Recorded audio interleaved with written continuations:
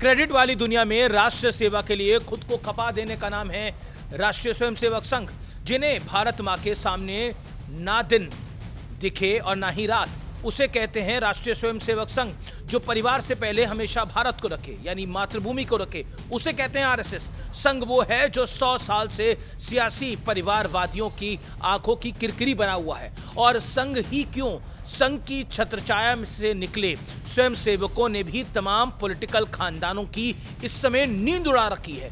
बची कुछ खसर थी, ऐसे लोग पूरा करने में लगे हैं जिनके बारे में शायद ही परिवार वालों ने कभी अंदाजा लगाया होगा।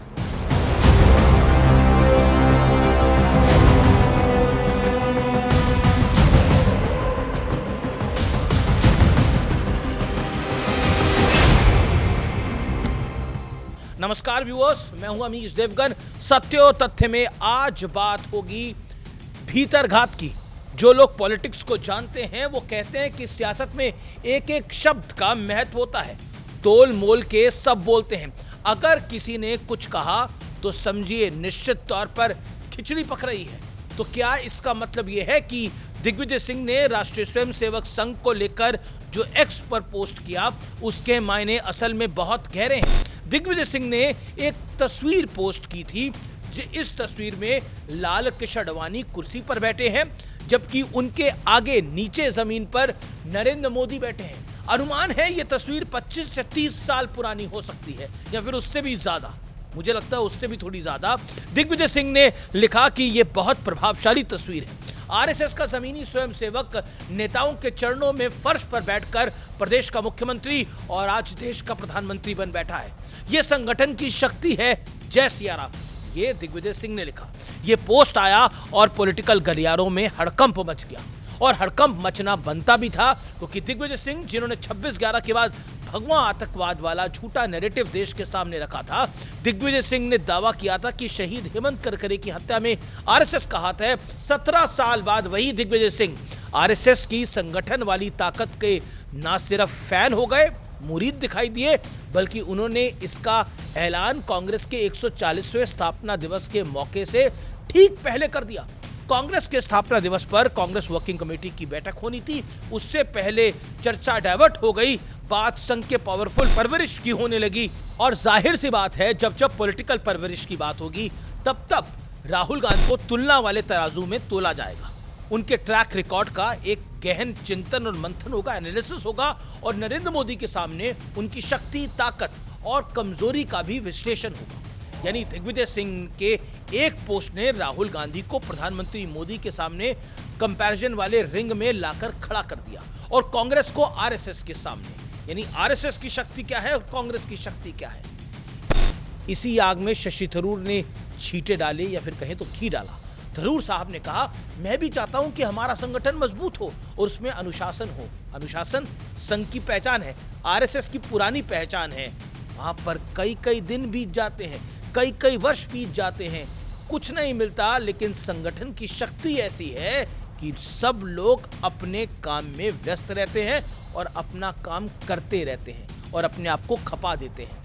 सिचुएशन इतनी एम्बैरेसिंग हो गई कि कांग्रेस के मीडिया इंचार्ज श्रीमान पवन खेड़ा को सामने आकर दो टूक कहना पड़ा, हमें आरएसएस से सीखने की कोई जरूरत नहीं है। वैसे दिग्विजय सिंह ने जो कुछ कहा उस पर विचार कीजिए और सोचिए, एक संगठन इतने सारे राष्ट्रवादी कार्यकर्ताओं को जन्म कैसे दे सकता है। इस तस्वीर में नरेंद्र मोदी जमीन पर बैठे हैं, और सोचिए इस व्यक्ति ने कितनी मेहनत की होगी, सोचिए नरेंद्र मोदी ने कितना कठिन अथक परिश्रम किया होगा, और फर्श से उठकर संघ और पार्टी के संगठन ने उन्हें पहले गुजरात का मुख्यमंत्री बनने का मौका दिया, महासचिव बनने का मौका दिया, और फिर देश के प्रधानमंत्री, और काफी प्रभावशाली प्रधानमंत्री। तब से अब तक 25 साल हो चुके हैं, और आज भी नरेंद्र मोदी के काम करने का तरीका देखकर टीनेजर्स और यंगस्टर्स चौंक जाते हैं, क्योंकि पीएम मोदी के वर्किंग कैलेंडर में छुट्टियों वाला पेज है ही नहीं। वैसे ये तो प्रधानमंत्री मोदी की बात है, लेकिन यहाँ संघ की बात करनी भी जरूरी है। संघ के भी कार्यकर्ताओं के कैलेंडर में छुट्टियों वाला पन्ना नहीं होता है। कई कार्यकर्ता ऐसे हैं जो छुट्टियां लेते तक नहीं है, वो परिवार से भी दूर रहते हैं, उन्हें पूर्णकालिक कहा जाता है, यानी वो पूर्णता संगठन के साथ रहते हैं, यानी आरएसएस के साथ काम करते हैं। इसलिए सिर्फ नरेंद्र मोदी से नहीं, नरेंद्र मोदी तो बड़ा नाम हो गए, आरएसएस के कुछ ऐसे अनसुने कार्यकर्ताओं से भी कांग्रेस को सीखने की आज जरूरत है, जिनका नाम वो जानते नहीं है लेकिन उनका काम बोलता है और 100 साल से बोल रहा है। लेकिन नेता विपक्ष राहुल गांधी के वर्किंग कैलेंडर में छुट्टियां ही छुट्टियां दिखाई देती है। बिहार में चुनाव का ऐलान होने से पहले, ठीक पहले, राहुल गांधी विदेश से लौटे और दूसरे चरण से पहले फिर विदेश रवाना हो गए। अभी भी वो कुछ दिन पहले जर्मनी से के टूर से वापस लौटे हैं। बीजेपी का दावा है कि विपक्षी पार्टियां और खासतौर पर कांग्रेस के कई यंग एमपीज ऐसे हैं जो राहुल गांधी के एटीट्यूड से खुश नहीं हैं। वो संसद में अपनी कॉन्स्टिट्यूएंसी की बातें रखना चाहते हैं, लेकिन लगातार हंगामे की वजह से वो बोल नहीं पाते। डॉट्स को जोड़कर देखिए, सीडब्ल्यूसी की बैठक से ठीक पहले दिग्विजय सिंह का पोस्ट की वजह से मोदी और राहुल गांधी की तुलना होने लगी और आरएसएस और कांग्रेस की तुलना होने लगी। आरएसएस की शक्ति कितनी बड़ी है और कांग्रेस की शक्ति कितनी कमजोर है, इसकी तुलना होने लगी। 2022 तक जाता है, क्योंकि 2022 में उदयपुर चिंतन शिविर में तय हुआ था कि पार्टी में चुनाव मैनेजमेंट सिस्टम डेवलप किया जाएगा। इसका काम चुनावों के लिए रणनीति बनाना होगा, लेकिन इस पर कुछ ठोस नहीं हुआ है। ना कोई जीत के लिए काम करता है और ना ही किसी पर हार की जिम्मेदारी होती है। लेकिन मैं फिर कहता हूं कि जीत की प्लानिंग से जीत नहीं होती है। अगर आप देश के लिए काम करना चाहते हैं और आपके संगठन में शक्ति होती है तो जीत होती है। आरएसएस से निकली भारतीय जनता पार्टी और भारतीय जनता पार्टी के कई नेता शायद इसी विचार पे काम करते हैं और इसीलिए वो जीत जाते हैं। लेकिन प्लानिंग को सड़क पे उतारने की स्ट्रैटेजी की बात तो छोड़ ही दीजिए। कांग्रेस के अंदर ऐसा लगता है कि कांग्रेस के लिए सोशल मीडिया सबसे बड़ा बैटल ग्राउंड है आज की डेट के अंदर। वहीं सारी लड़ाई की जाती है। भारत के लोगों से कनेक्ट बनाना है तो जमीन पर उतरना ही पड़ेगा। आरएसएस के कार्यकर्ता गांव, सड़क, शहर सब एक कर देते हैं।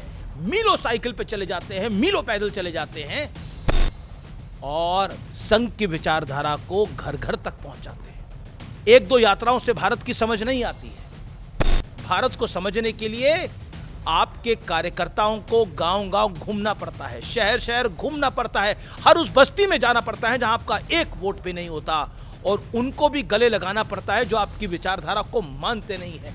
और ये संघ की शक्ति है कि वो अपना प्रचार प्रसार उन जगह सबसे पहला करती है जहां उन्हें कोई पसंद नहीं करता, क्योंकि उन्हें लगता है कि संगठन को जब तक आगे नहीं बढ़ाएंगे, जब तक समझाएंगे नहीं किसी को, तो हमारी शक्ति कैसे बढ़ेगी। और यही आरएसएस है। आरएसएस को समझने के लिए मैं ये आपको कहना चाहता हूं, जितना मैंने आरएसएस को समझा है, आरएसएस को समझने के लिए दो चीजें बहुत महत्वपूर्ण हैं। एक सरलता, सहजता और दूसरी मेहनत और कड़ी मेहनत। इसके अलावा कुछ नहीं है, क्योंकि बिना मेहनत के जीवन में कुछ नहीं मिलता। और अगर आप सरलता और मेहनत दोनों साथ में करते हैं तो आपको सफलता जरूर मिल सकती है।